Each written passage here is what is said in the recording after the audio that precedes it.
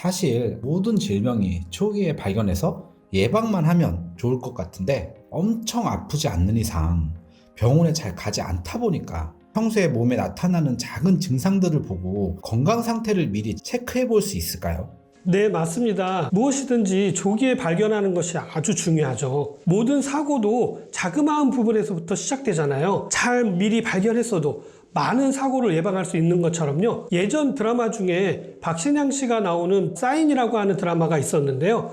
거기에 나오는 대사 중에 모든 죽음은 사인을 남긴다. 이런 내용의 대사가 갑자기 생각이 나는데요. 그 단서를 찾아서 그 죽음을 풀어가는 드라마로 기억하고 있는데요.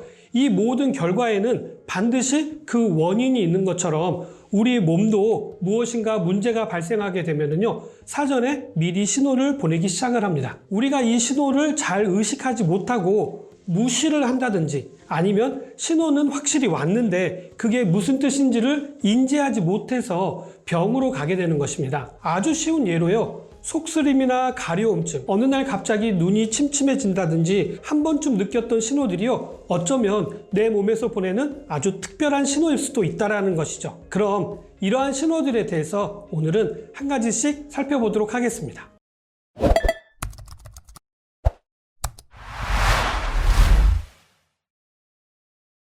가장 대표적인 신호로는요, 어느 날 갑자기 체중이 증가하는 것도 좋은 것만은 아닙니다. 그보다 갑자기 살이 빠지는 경우가 더 안 좋은 경우가 많이 있습니다. 한 달에 3에서 5kg 정도라든지 3개월에 한 7kg 정도가 특별히 다이어트를 하지 않았는데도 불구하고 빠졌다고 한다면요, 소화기계 질병을 의심해 보셔야 합니다. 극단적인 부분으로는요, 위암이라든지 폐암, 식도암, 췌장암, 간암, 갑상선 저하증 등이라든지 당뇨가 오래되거나 갑작스럽게 오게 되면은요, 짧은 기간에 갑자기 체중이 줄어들기도 합니다. 체중이 줄어든 원인을 생각해 보시고 이렇게 알려드린 질병 이외에도요, 여러 가지가 있을 수가 있기 때문에 급격한 체중 변화가 있다고 한다면 꼭 병원에 가보셔야 합니다. 다음으로는 연세가 있으신 분들에게 자주 나타나는 증상인데요. 갑자기 팔다리에 힘이 빠지는 증상입니다. 들고 있던 컵이라든지 물건을 떨어뜨린다거나 걷다가 자주 넘어진다거나 가만히 서 있는데 갑자기 확 이렇게 주저앉게 되는 경우라면요, 뇌경색을 비롯한 뇌질환을 의심해 보셔야 합니다. 이러한 뇌경색의 증상으로는요, 갑자기 말이 어눌해진다든지 음식이나 물 같은 걸 마실 때 옆으로 이렇게 흘렸는데 본인은 그것을 의식하지 못한다든지 하는 지체 없이 바로 응급실로 가셔야 합니다. 뇌와 심장은요, 골든타임이라고 해서 일정 시간이 지나버리면요, 사망에 이르거나 중증 상태가 되기 때문입니다. 이런 경우는 대부분 본인은 잘 인식하지 못하는 경우가 많기 때문에요, 주위 분들이 이런 내용들을 확인해 주셔야 합니다. 다음으로는 오르막길을 오른다든지 지하철 계단을 오를 경우에요, 숨이 많이 차고 식은땀을 흘린다든지 동시에 가슴 압박이나 통증이 느껴진다면요, 심근경색이나 심장마비 전조 증상입니다. 이럴 때는요, 빨리 주위 분들에게 도움을 청하셔서 바로 응급실로 가셔야 합니다. 평상시에 이런 증상으로 약을 처방받으셨다고 한다면요, 빨리 약을 혀 밑에 넣으셔야 합니다. 혹시 길을 가다가 갑자기 옆에 있던 사람이 가슴을 부여잡고 앞으로 이렇게 쓰러진다고 한다면요, 먼저 기도를 확보하시고요, 119에 신고를 요청한 다음에 쓰러지신 분의 소지품을 좀 확인해 보시기 바랍니다. 쓰러지신 분의 의식이 있으시다고 한다면요, 그분께 확인을 하시고 가지고 있는 약을 드시는 것들을 도와주시는 것도 아주 중요한 부분이고요. 심근경색 약은요, 혀 밑에 녹이는 약이라 의식이 없는 분이라 하더라도 혀 밑에 넣어주시는 것도 도움이 되실 수가 있습니다. 그러나 이럴 때 의식이 없는 상태에서 어떤 식품이라든지 의약품 같은 것들을 잘못 먹이게 되면요, 기도로 넘어가서 기도를 막을 수가 있기 때문에 음식이나 물 같은 거 먹이시는 것들은 주의가 필요합니다. 다음으로는 눈의 안압이 높아져서 두통을 느낀다거나 갑자기 시야가 좁아지는 현상이 나타난다면요, 녹내장을 의심해 보셔야 하는데요, 녹내장의 경우 방치를 하게 되면요, 실명에 이를 수가 있기 때문에 주의가 필요합니다. 다음으로는 잔기침이 2주 이상 넘게 지속되고요, 약간의 미열이 있는 경우라고 한다면 폐결핵을 의심해 보셔야 합니다. 밤에 기침이 3주 이상 넘게 계속된다면요, 폐암이라든지 아니면 천식을 의심해 보셔야 합니다. 그냥 잔기침이 난다면 뜨거운 물로 샤워를 약 한 20여 분 한다거나 욕조에 따뜻하게 몸을 담그고 계시면 금방 가라앉게 되기도 하는데요, 이렇게 해도 기침이 계속적으로 지속된다면요, 병원에 가셔서 원인을 찾아보셔야 합니다. 빈혈이 있어서 조혈제를 먹는데도 빈혈 수치가 잘 오르지 않고요. 톡스림이라든지 소화불량이 겹쳐서 나타난다고 한다면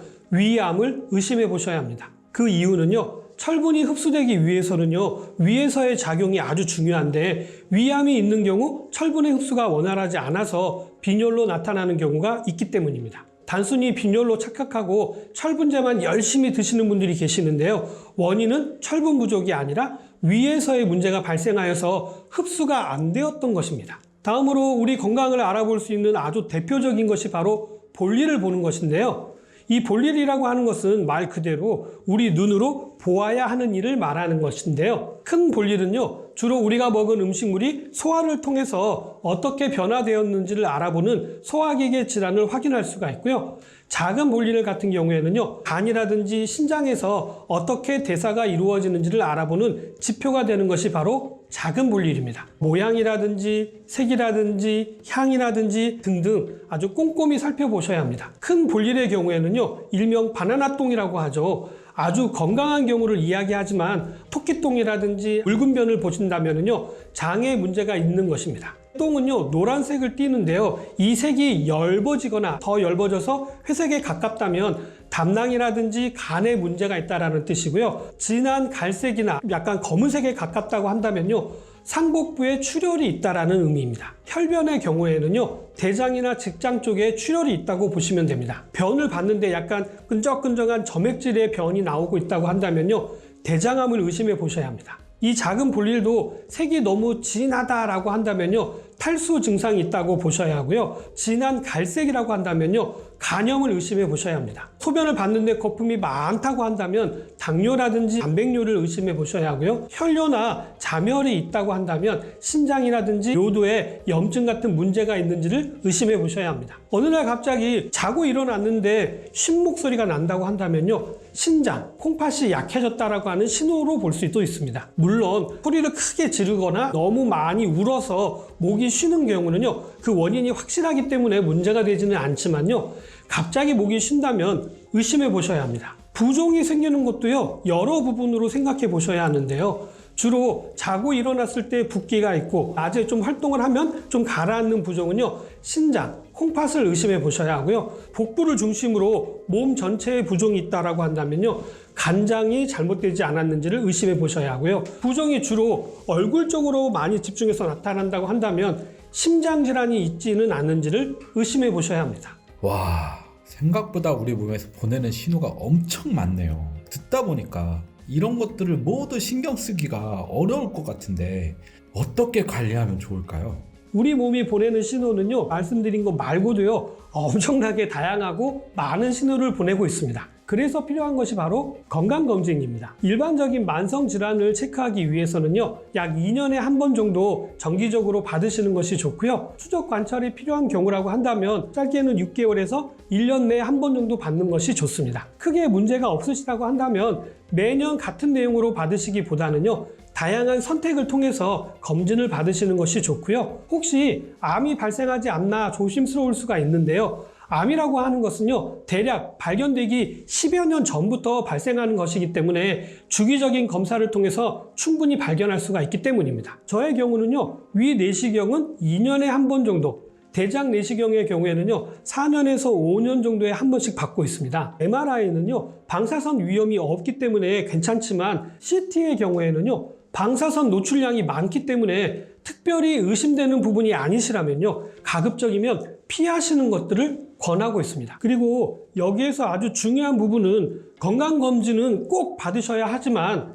건강검진에서 문제가 없다고 해서 내 몸에 문제가 없다고 생각하시는 것은 착각입니다. 건강검진으로 체크할 수 있는 항목이 모두를 체크하는 것이 아니기 때문입니다. 그래도 건강검진상에서 문제가 발생했다고 하는 것은요, 꼭 우리 몸에 문제가 있다는 것을 반증하기 때문에 건강검진은 적어도 2년에 한 번씩은 꼭 받으시기 바랍니다. 앞서 말씀드린 증상들이 어쩌다 한번 나타난다고 한다면요, 크게 걱정하실 일은 아니지만 주기적으로 나타나거나 아니면 반복적으로 나타난다고 한다면 꼭 병원에 가보시기를 권장해 드립니다. 오늘은 우리 몸에서 보내는 신호에 대해서 말씀을 드렸는데요. 일일이 다 기억할 수는 없겠지만 나에게 해당되는 부분이 있다라고 생각되시면 한 번쯤은 의심해 보시고 병원에 가보시는 것은 어떠실까요? 오늘 내용은 여기까지고요. 저는 다음에 좀 더 좋은 내용 가지고 다시 찾아뵙도록 하겠습니다.